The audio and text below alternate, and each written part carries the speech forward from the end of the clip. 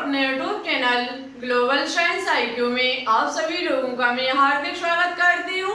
तो जैसा कि आप सभी लोगों ने थंबनेल में देख ही लिया होगा, मैं दिशा यादव आज आपके लिए ऊष्मागतिकी का पार्ट नंबर 4 लेकर के आई हूँ, जिसमें आज हम आपको ऊष्माक्षेपी तथा ऊष्माशोषी अवक्रियाओं के बारे में जानकारी देने वाली हूँ। ये टॉपिक आपके एग्जाम के लिए मोस्ट इम्पोर्टेंट एंड कीमती टॉपिक है, तो आप सभी लोग आज की क्लास को बिल्कुल भी स्किप मत करना, अंत तक देखना। और वैसे भी ऊष्मा जो आपका ये ऊष्मागतिकी चैप्टर है, इससे बनने वाला हर एक पार्ट आपके एग्जाम के लिए मोस्ट इम्पोर्टेंट ही है, क्योंकि इससे बहुत ही अच्छे खासे क्वेश्चंस एग्जाम में पूछे जाते हैं, बहुत ही अच्छे खासे क्वेश्चंस बनते हैं। तो आप सभी लोग आज की क्लास एवं अन्य आने वाली जो इसके ऊष्मागतिकी के पार्ट है उनको देखना बिल्कुल भी मिस ना करें। यदि अभी तक इसके आपने 1, 2, 3 पार्ट नहीं देखे तो एक बार प्लेलिस्ट में जाकर के जरूर देख लें। साथ ही साथ आज की क्लास अच्छी लगे, पसंद आए तो प्लीज इसे शेयर करना बिल्कुल भी ना भूलें। साथ ही साथ वीडियो को लाइक जरूर कर दें, क्योंकि आपके लाइक करने से हमें मोटिवेशन बढ़ता है। ठीक है, हम खुश हो जाते हैं कि मेरे स्टूडेंट्स ने कम से कम मेरी वीडियो को पसंद तो किया। ठीक है, और शेयर करना बिल्कुल भी ना भूलें। चैनल पर न्यू हो तो प्लीज इसे एक बार सब्सक्राइब करके बेल आइकन को प्रेस ऑल पर क्लिक कर लें, जिससे हमारी अन्य आने वाली वीडियो के नोटिफिकेशन आपके पास सबसे पहले पहुंच सके। शेयर करोगे तो बहुत ही जल्द हमारे बन के सब्सक्राइबर कंप्लीट हो जाएंगे और हमारी लाइव क्लास चलना स्टार्ट हो जाएगी।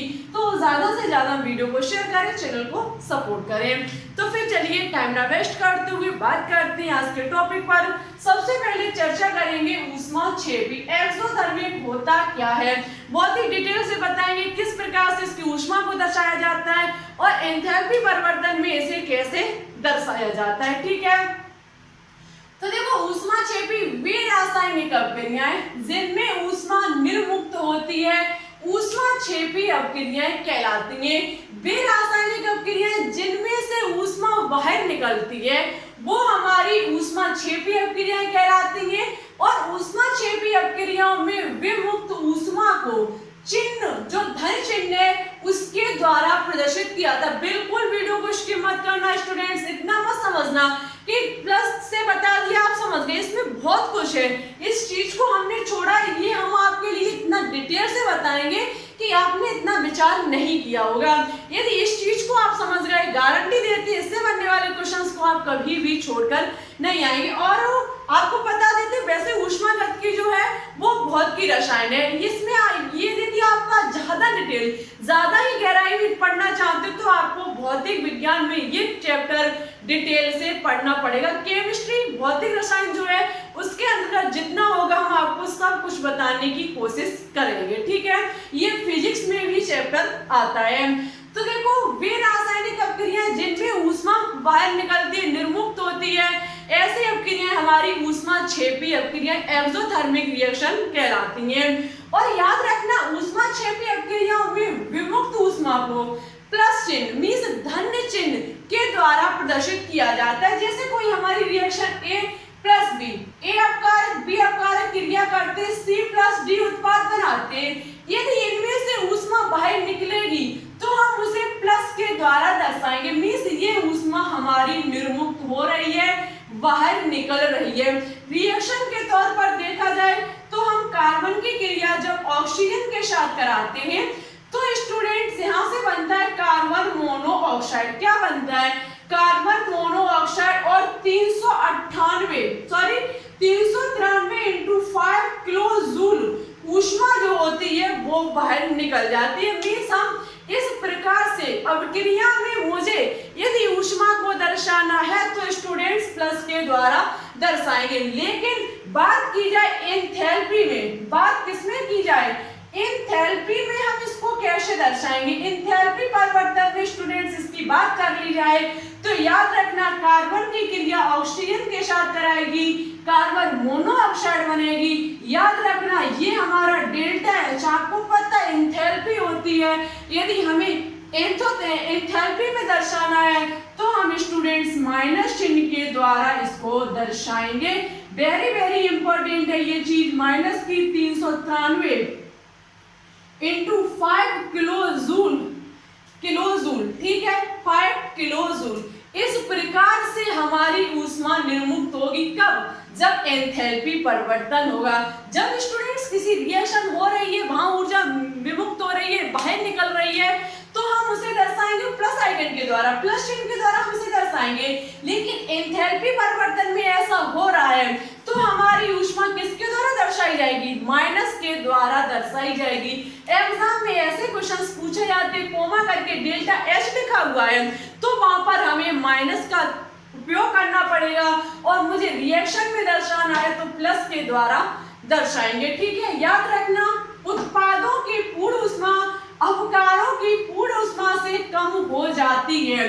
जो उत्पादों की पूर्ण ऊष्मा होती है, उत्पादों की जो पूर्ण हीट होती है वो अपकारकों से कम होती है, क्योंकि यहाँ इन दोनों की कार्बन और ऑक्सीजन की जो ऊष्मा थी वो अधिक थी, ठीक है। लेकिन यहाँ कार्बन डाइऑक्साइड की कम हो गई जाकर, क्यों हो गई? क्योंकि इससे ऊष्मा बाहर निकली तो इसकी अपने आप कम हो जाएगी।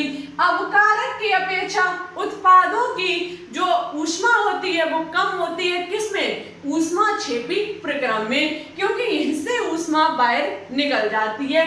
इस प्रकार से ऊष्मा क्षेपी को दर्शाया जाता है। एक बात हम फिर बता देते हैं अपनी बात को, कि जब हम किसी भी अभिक्रिया में ऊष्मा को दर्शाएंगे तो प्लस से दर्शाएंगे, लेकिन एंथैल्पी में दर्शाएंगे तो डेल्टा एच माइनस करके दर्शाएंगे, ठीक है। और यहाँ अपकारक की जो होती है वो अधिक ऊष्मा होती है, किसकी अपेक्षा? उत्पादों की अपेक्षा, क्योंकि यहाँ से हीट जो होती है, ऊष्मा जो होती है, एनर्जी जो होती है वो बाहर निकलती है। इस प्रकार से एक्सोथर्मिक को दर्शाया जाता है। आई होप आपको समझ में आ चुका होगा। मन में किसी भी प्रकार का डाउट हो कमेंट बॉक्स में कमेंट करके बता देना, हम आपको नेक्स्ट क्लास में समझाने की पूरी कोशिश करेंगे। चलिए अब बात करेंगे ऊष्मा शोषी पर, ठीक है। बात करते हैं किस पर? ऊष्मा शोषी। एंडोथर्मिक क्या होता है? एंडोथर्मिक देखो ये भी बहुत ही इंपॉर्टेंट है, उसी के समान है। वहां ऊष्मा क्या हो रही थी? मुक्त हो रही थी।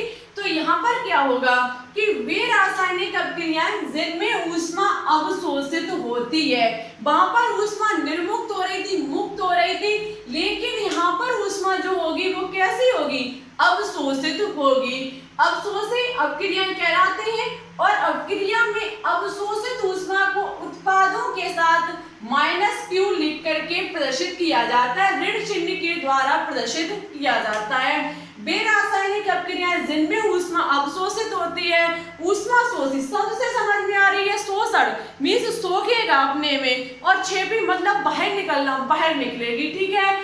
ऐसे अभिक्रियाओं को अवशोषित, और ऐसी अभिक्रियाएं मीन्स जो हमारी ऊष्मा शोषी अभिक्रियाएं होती है, ऊष्मा को अवशोषित करती है, इनमें ऊष्मा को उत्पाद के साथ किसके आयतन के द्वारा? -Q के द्वारा दर्शाया जाएगा। जैसे कि ए अपकारक बी अपकारक के साथ क्रिया करता है, सी बार डी उत्पाद बनाता है। इसके साथ यदि ऊष्मा अवशोषित हो रही है तो उसे माइनस चिन्ह के द्वारा हम डिनोट करेंगे, -Q। Q का मतलब होता है ऊष्मा, ठीक है।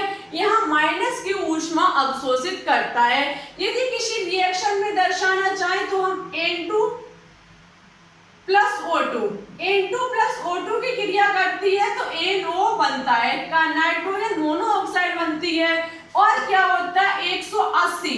180.5 किलो जूल ऊष्मा जो होती है वो अवशोषित करता है। मीन्स हम यदि अवशोषी अभिक्रिया है, ऊष्मा शोषी अभिक्रिया है, तो वहां से यदि ऊष्मा शोषण कर रहा है, यदि अभिक्रिया ऊष्मा को ग्रहण कर रहा है तो वहां उसे माइनस के द्वारा दर्शाया जाएगा।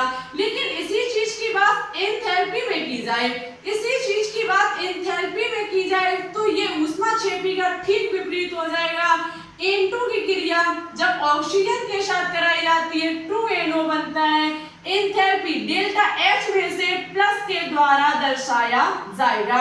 किसके द्वारा दर्शाया जाएगा? प्लस के द्वारा दर्शाया जाएगा। जबकि वहां पर एंथैल्पी को किसमें दर्शाया जा रहा था? वहां पर एंथैल्पी को माइनस के द्वारा दर्शाया जा रहा था, जबकि अभिक्रिया के साथ ऊष्मा को प्लस के द्वारा दर्शाया जा रहा था। यहाँ पर अभिक्रिया के साथ ऊष्मा को माइनस के साथ जबकि एंथैल्पी के साथ देखा जाए तो प्लस में दर्शाया जाएगा। याद रखना यहाँ पर उत्पादों की ऊष्मा अवकारकों की अपेक्षा अधिक होगी, ठीक है।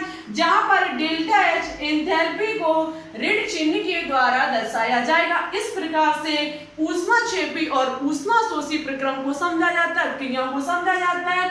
अब दो क्वेश्चंस जो कि आपके लिए होमवर्क में है, आपको बताना होगा किसमें ऊष्माक्षेपी प्रक्रम है, किसमें ऊष्मा शोषी प्रक्रम है। जैसे कि क्रिया है कार्बन की क्रिया जब सल्फर के साथ कराई जाती है तो बनता है CH2। क्या बनता है? CH2 बनता है। CH2 बनता है डेल्टा H।